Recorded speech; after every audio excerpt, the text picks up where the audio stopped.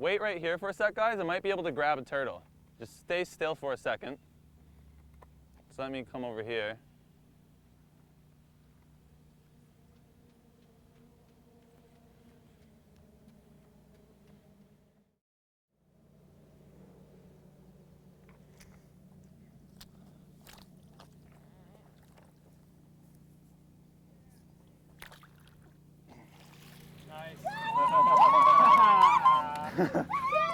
I got a little wet.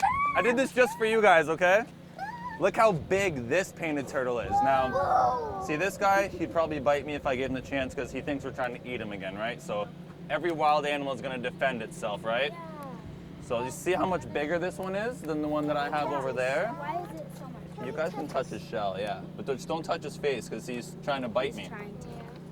So we'll see. I have a feeling this is a female because it's so big. But if you look underneath, see how it's nice and flat? Yeah. That's how you can tell it's a female. I don't know if you guys were there earlier, but the males, it's kind of all concaved, and so that they can lay on top of the female when they're making babies. We're gonna put it back? Exactly. We're gonna put it right back where we found it, just like we should. Okay, bye-bye, turtle. You guys all want to say bye-bye to the turtle? Bye. And you guys want to come see him swim away? You can see one swimming. So I'm here today to help Mary with her turtle awareness project.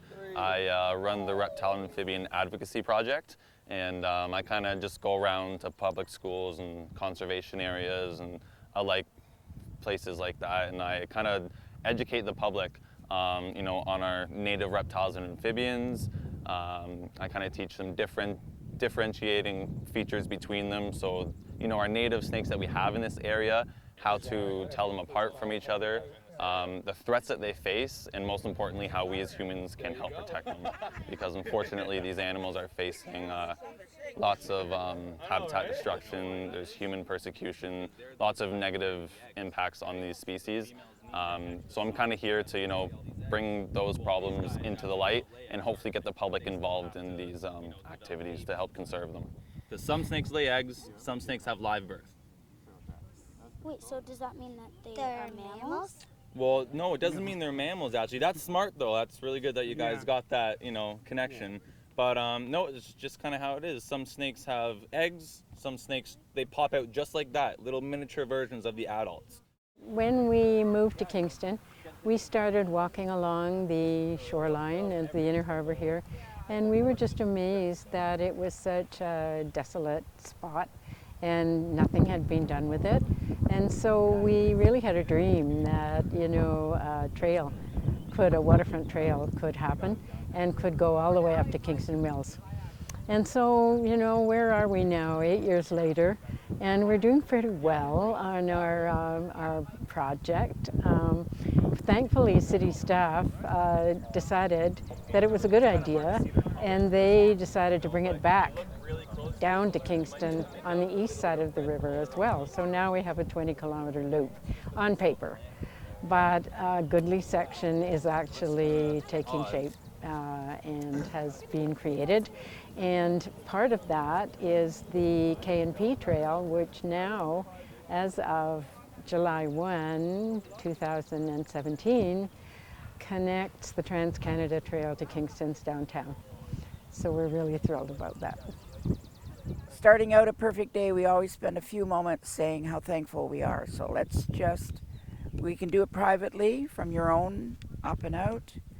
Look at all the things that happened to you today thus far that you can remember that you're thankful for. And that would be the sunshine, the plants, the water, the wind, all the birds, the life we've seen. We've seen lots of things that we have to remember each time. But we can just say we're thankful for all of life. And in that case, we are. I want to also then bring in the importance of us being thankful for water. Because Mother Earth is 70–80% water, so are our bodies. We are an exact duplicate of the Earth. A couple of days ago, I had an encounter with a very old turtle that was, in my estimation at this point, around 75 or 80 years old, and she was in the middle of the highway trying to cross over to find a place to lay her eggs. And how do I know that? it's just a feeling. And cars were whizzing around her, and I knew I had to help her, so I parked my car. And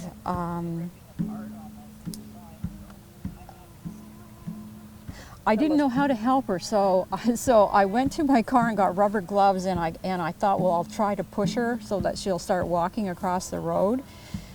But she weighed a ton. She was very, very large. But anyway, I got her across the road, and she headed back into the water and stopped for a few moments to communicate with me. She just stopped, and she looked up at me, and it was almost like she was thanking me, and it was a wonderful, wonderful sight to see. I was so glad that she was okay, and she was just the most beautiful creature I think I've ever encountered, and it was a good day.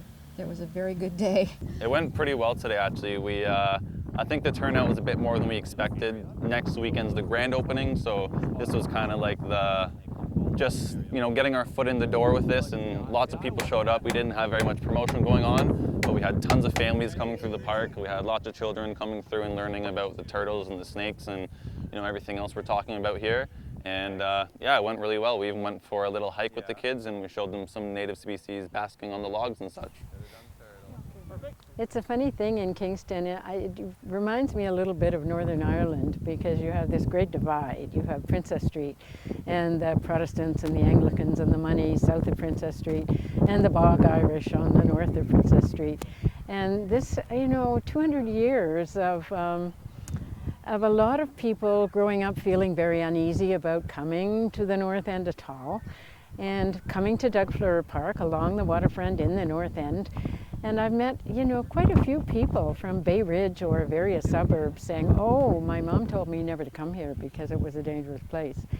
And well, maybe it was 20 years ago, but look at it now. I mean, it's undergoing this truly wonderful transformation.